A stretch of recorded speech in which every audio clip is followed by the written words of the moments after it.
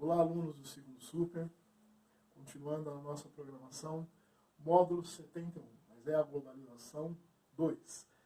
Dentro desse módulo, nós vamos destacar dois conceitos que são diferentes.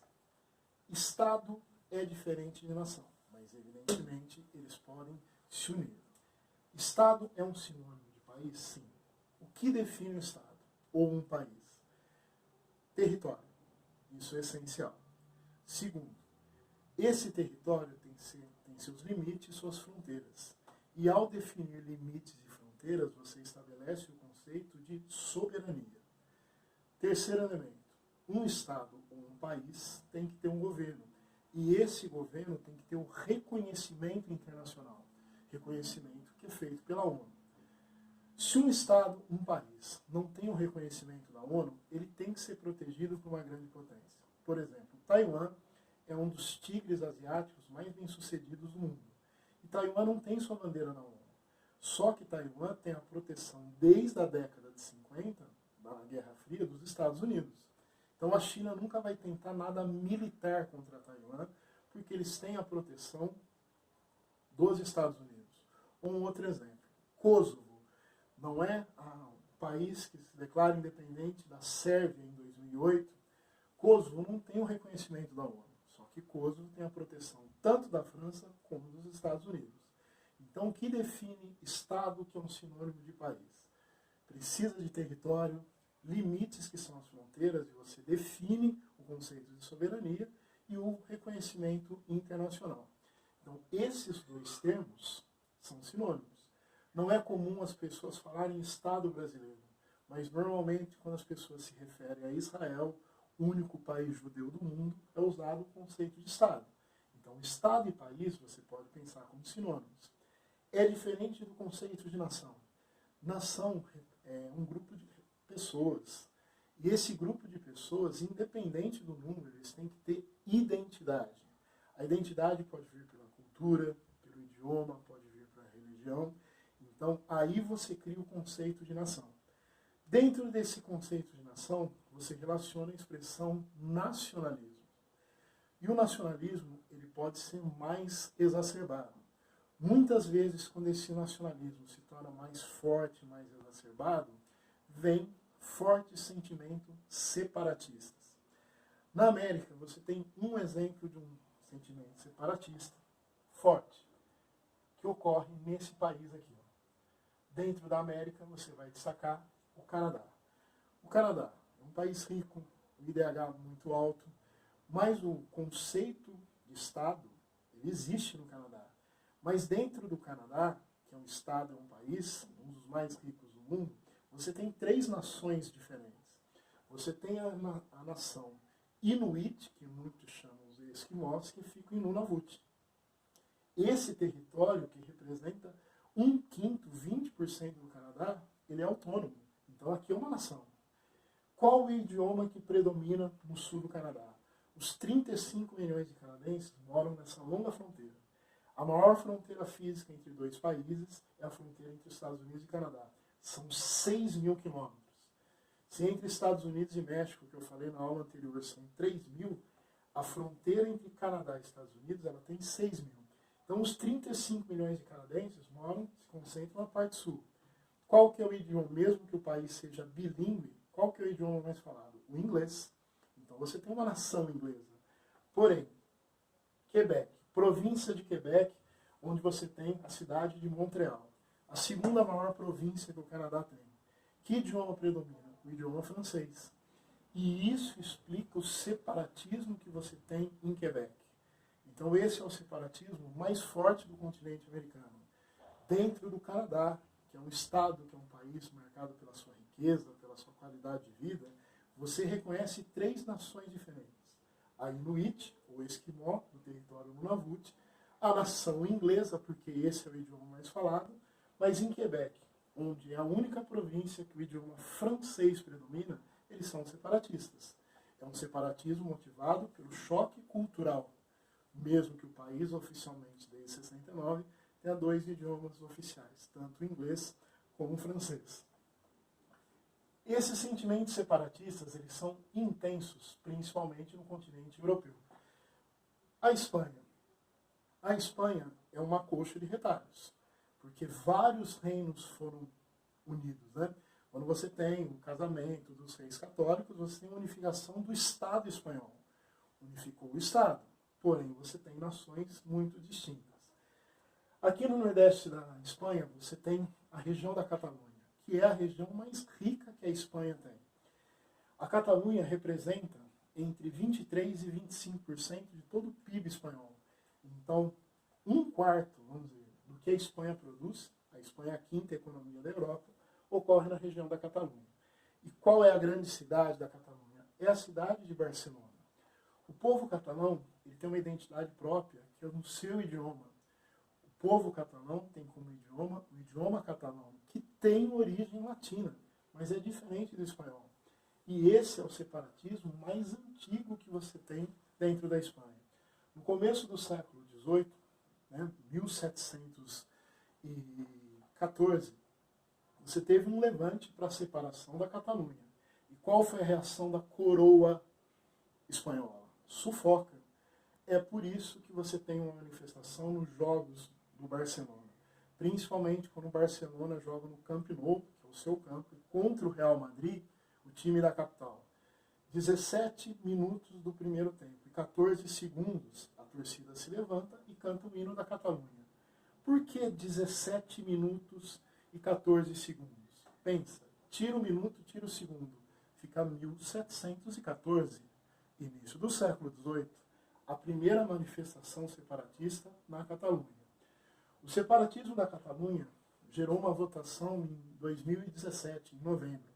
Só que essa votação ela foi irregular ou ilegal, porque Madrid não autorizou.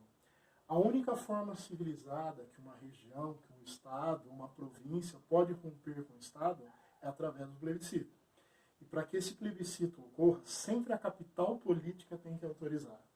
Então você teve uma votação, a população da Catalunha compareceu em massa, mas ela foi ilegal porque não teve autorização de Madrid. Então, mesmo que o separatismo se torne cada vez mais forte na Catalunha, a Catalunha continua sendo uma região da Espanha. Que tem autonomia? Sim, a Catalunha tem parlamento próprio. Existem leis que só servem para a Catalunha. Você saiu da Catalunha, essas leis não têm a validade. Por exemplo, na Catalunha não pode acontecer touradas. Existe um parlamento próprio para a Catalunha. Ela é uma região autônoma, mas isso não satisfaz os separatistas. Eles querem romper com a Espanha, que é um país independente. Um outro separatismo muito forte é o separatismo do povo basco. Aqui está já, País Basco, né?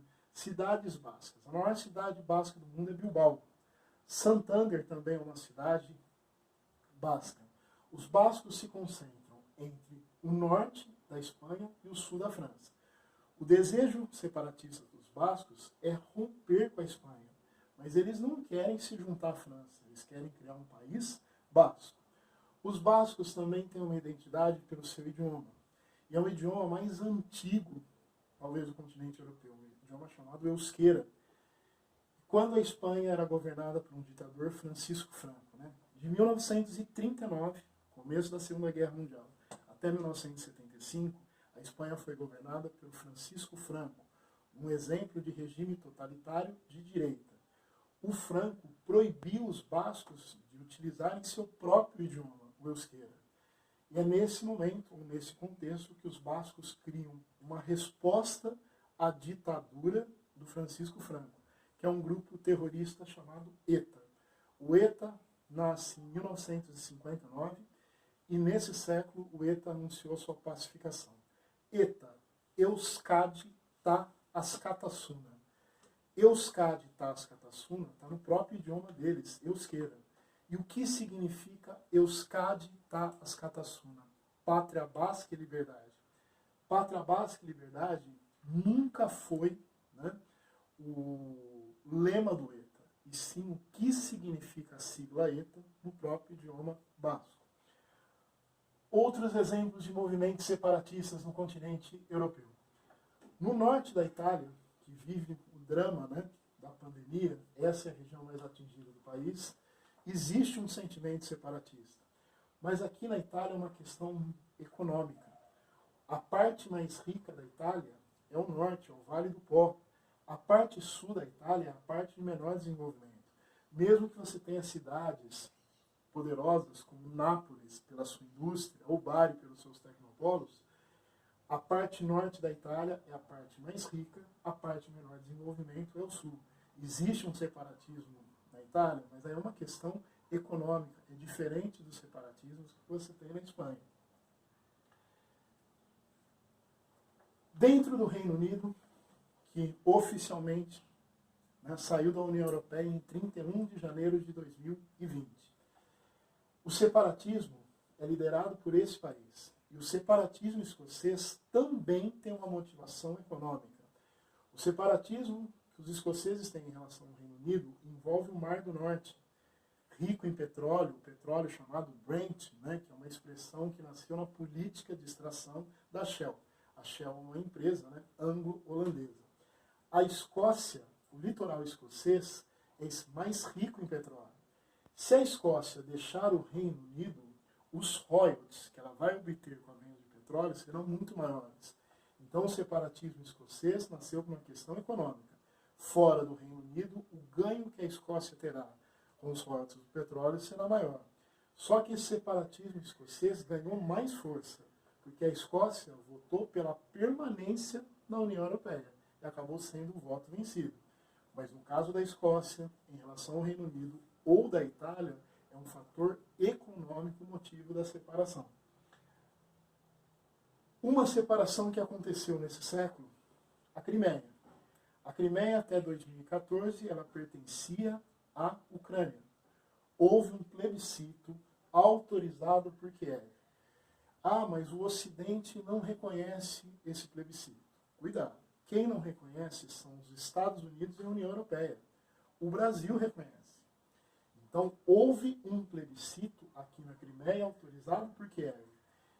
Na Crimeia, você tem maioria russa. E isso se deve à política do Estado. Persegue, elimina e no lugar você coloca russos. Russificação. Se a maioria aqui é russa, quando eles votaram no plebiscito, eles votaram favoravelmente à Rússia. Então a Crimeia era uma região da Ucrânia até 2014, 6 anos atrás, e pela força de um plebiscito, a Crimeia foi anexada pela Rússia. Só que a Ucrânia tem um temor maior, que é uma divisão, uma Ucrânia dividida, um processo de secessão. Toda essa parte aqui, mais vermelha do mapa, ela pode romper com a Ucrânia. E essa era a parte de maior nível de industrialização da Ucrânia. Nessa região ficam cidades como Donetsk, que tem um time chamado Shakhtar, que tem muitos brasileiros, mas olha a situação. O Shakhtar nem manda seus jogos em Donetsk, porque o estádio do Shakhtar, que é uma arena extremamente moderna, sofreu um ataque. Aqui você tem uma região conflituosa. E por que a Ucrânia corre o risco de perder essa região? Porque nessa parte você também tem maioria russa. Aí você tem uma questão cultural, uma questão étnica. Os russos representam uma maioria na Crimeia e os russos representam uma maioria nessa região. Essa região que almeja separar-se da Ucrânia é uma região chamada Donbass, bacia hidrográfica do rio Don. Então a Ucrânia, que já perdeu a Crimeia, corre o risco de perder uma outra região. Aí é um separatismo que envolve a questão de nacionalidade. A nacionalidade russa quer romper com o território ucraniano. Então, são nacionalismos, exemplos de nacionalismos fortes que geram movimentos separatistas. Mas o separatismo que se concretizou a Crimeia desde 2014. Quando você fala na questão de separatismos, você vai destacar um outro tipo de barreira.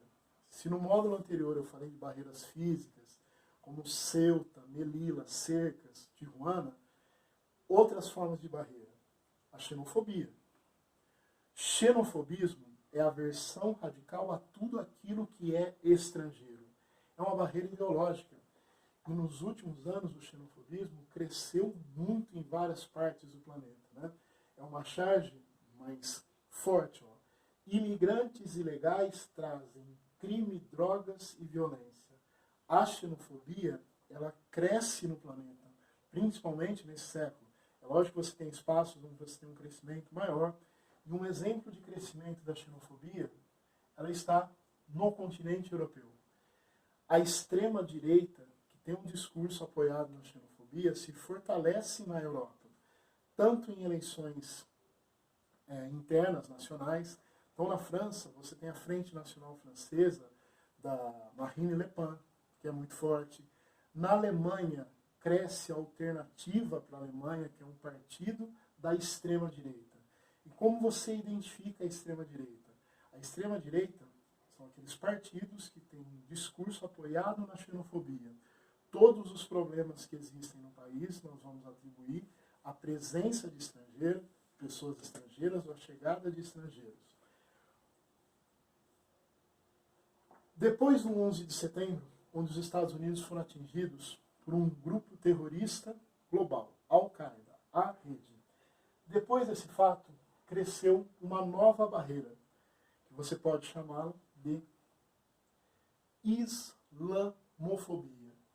É o medo da religião islâmica. É você associar toda pessoa islâmica a um potencial terrorista.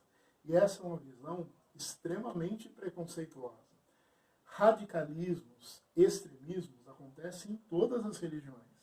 A religião católica, na Irlanda do Norte, já criou um grupo terrorista, o IRA.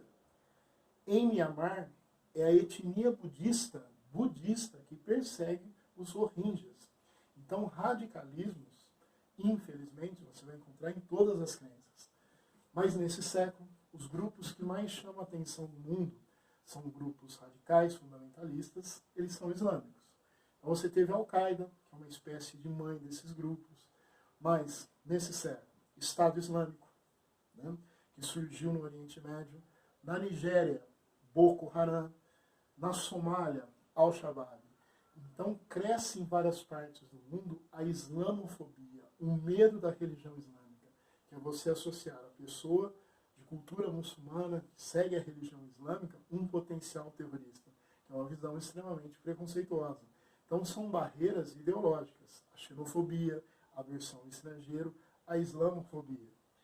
E na islamofobia, eu vou usar como referência o governo de Donald Trump. Ele criou um decreto que foi aprovado pelo Congresso dos Estados Unidos, que se chama anti-imigração. Ele proibiu pessoas de 6 países ingressarem nos Estados Unidos. 3 países estão no Oriente Médio. Síria, independente da guerra e da participação dos Estados Unidos, ele proíbe a entrada de pessoas da Síria, do Irã, que é um adversário dos Estados Unidos desde a Revolução Islâmica de 79, e no Iêmen. Esses são 3 países do Oriente Médio. Aí você vai para o continente africano. Ele proibiu a entrada de pessoas provenientes da Líbia, proveniente do Sudão do Norte e da Somália. Esses países, etnicamente, eles são completamente distintos. Mas o que você tem muito forte nesses países? A religião islâmica. Então, quando ele cria um decreto proibindo o ingresso de pessoas provenientes de 6 países, isso é um exemplo de islamofobia. E principalmente nos Estados Unidos, esse sentimento cresceu depois do 11 de setembro, porque o ato terrorista é atribuído a um grupo terrorista islâmico chamado Al-Qaeda. Islamofobia e xenofobia são 2 barreiras ideológicas ao fluxo de pessoas.